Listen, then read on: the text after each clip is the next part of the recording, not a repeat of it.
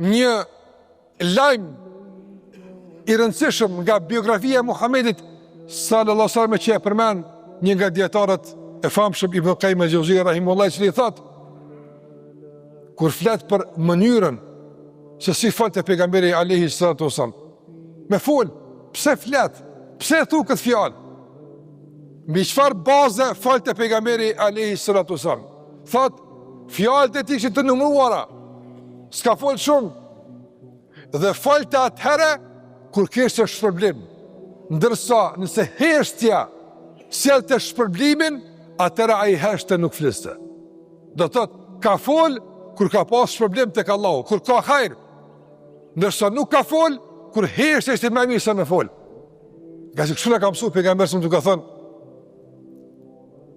"Men kana yu'minu billahi wal yawmil akhir falyakul khayran aw liyasmut."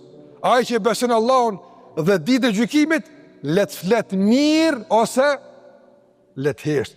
Kush është udhëheci i të folërit, kush e organizon të folërit ton, kush? Janë dëgjoni mirë, kush beson Allahun dhe ditën e gjykimit. Prandaj të vëllezër, besimi në Allahun na rregullon të folërit, komunikimin, raportet, prioritetet. Besimi në ahiret na bën që të lëvizim mbi bazën e shpërblimit në botën tjetër. Nëse nuk ka shpërblim, mos lëviz, nga se nuk është e mirë.